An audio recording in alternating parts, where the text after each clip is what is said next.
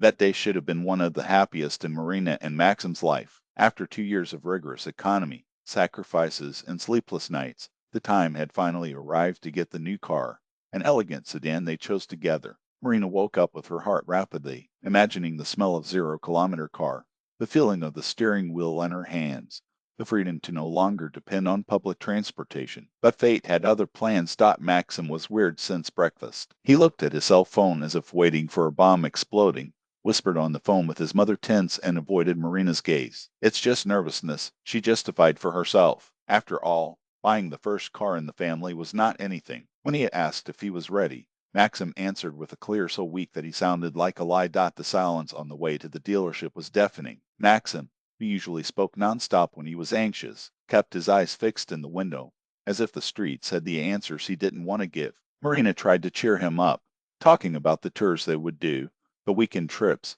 but every word of her was lost in the void. Something was very wrong. Upon arrival, the seller Dmitri welcomed them with a wide smile, driving them to the dream car, shining in the center of the hall. Marina didn't contain the emotion. It was perfect, just as they had planned. The documents are all ready, Dmitri announced. Only the insurance policy is missing, and the car is yours. It was then that the door opened with a crash. Jeanette Borisovna, Marina's mother-in-law, entered like a queen on her throne, swinging a key sauce and a Triumph Air document paste. My son gave me as a birthday gift, isn't it, dear? He said, caressing the hood with theatrical pose. The blood froze in Marina's veins. Maxim was pale, his mouth ajar, but no word came out. It was the scene she feared most and by which, ironically, was already prepared. Because Marina was not naive. In 3 years of marriage, he learned that Jeanette did not know boundaries when it was her desires. So the night before, when she noticed her husband's suspicious behavior, he called the dealership and checked every detail of the purchase.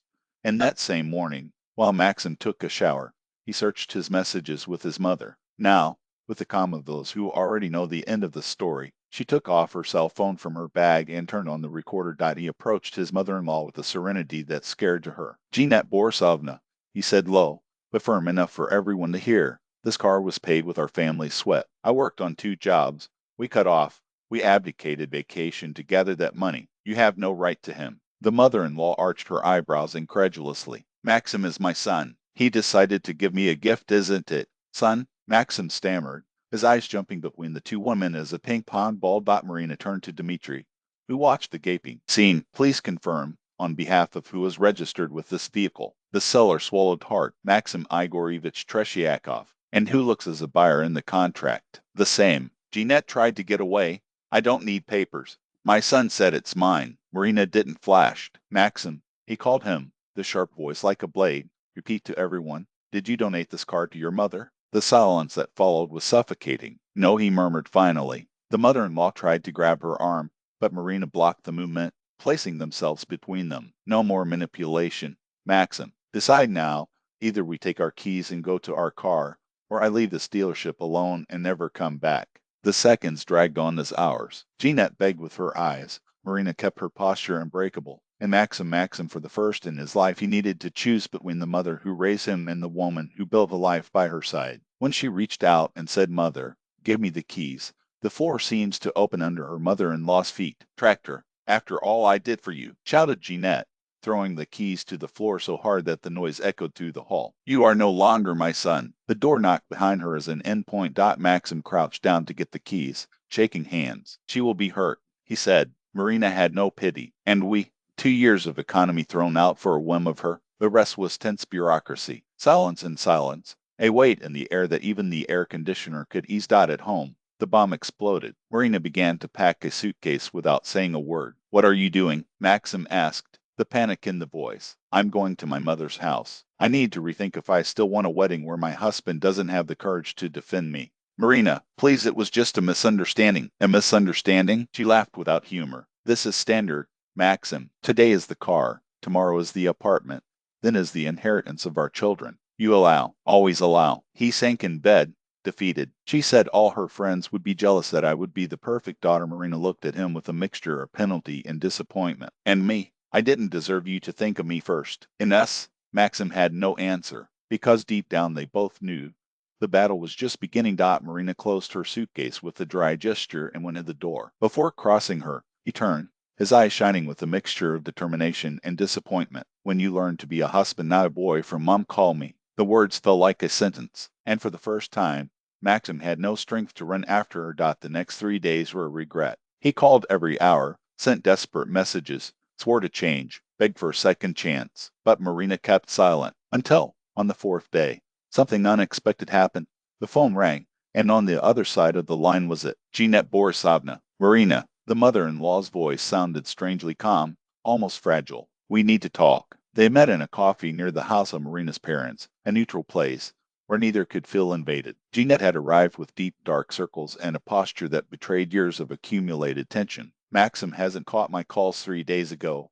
He started, her fingers playing with a cup of cold tea. "He said that if I don't apologize to you, he doesn't want to see me any more." Marina arched her eyebrows, surprised. He did not expect that firmness of her husband, the same man who, until then, folded himself like a reed in the wind of maternal wombs. "And what did you decide?" he asked, crossing his arms. Jeanette swallowed hard. "I was wrong." The words came out with difficulty, as they were torn from an old wound. "I shouldn't have complained about your car, neither the apartment, nor anything that is yours. And, above all, I shouldn't have intruded to you in your life as I did." A heavy silence stopped between them. It was the first time, in 3 years of forced coexistence, that the mother-in-law admitted her blameless guilt.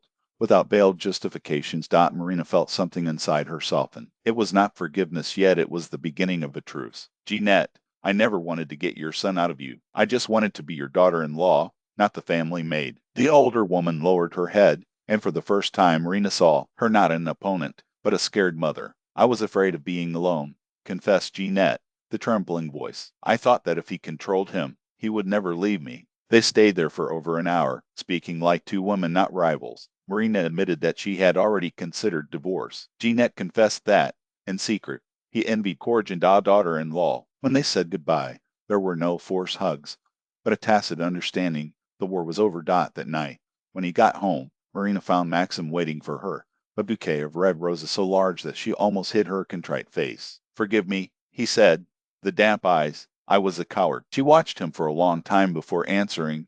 "You've gone, but you seem to learn." He smiled, relieved, and then added, with a seriousness she never saw her, "I told my mother that if she tries to get in again, we move from town. No discussion." Marina felt her heart accelerate. "Serious? Absolutely. You are my family now, and I should have defended you from the beginning." That night they reconciled to the dawn, and the new car remained untouched in the garage as a symbol of everything that was almost lost. A week later, Jeanette invited them to a family dinner. Sitting at the table with trembling hands, she stood up and for the first time formally apologized to Marina for years of disrespect, and Maxim, having treated him like an eternal boy. Then he presented her daughter-in-law with a silver brooch, her own mother's inheritance. "I want you to know you are part of this family." Marina couldn't hold back the tears. "It was the recognition I had waited for so long. 2 years passed." Jeanette turned. She enrolled in painting classes and a dance group for gentlemen, where she met Victor Sayanovich, an easy-smile widower who had laughing as for decades has not laughed. Maxim, in turn, became the husband who should always have been firm with his mother, attentive to his wife, present as father. And Marina, she gave birth to Dmitri, whose name was a silent tribute to the concessionaire manager, involuntary witness of the day she changed. That car, by the way, still runs like new. Now it takes the whole family to the country house on weekends. Marina, Maxim, little Dima, and grandmother Jeanette, who fills the grandson with toys instead of coveting what is from others. Sometimes, when passing through the dealership, Marina smiles. "Well, you had the courage to say no. Otherwise, today it would be the mother-in-law who would be behind the wheel and they, still on foot, carrying guilt that they should never have been yours."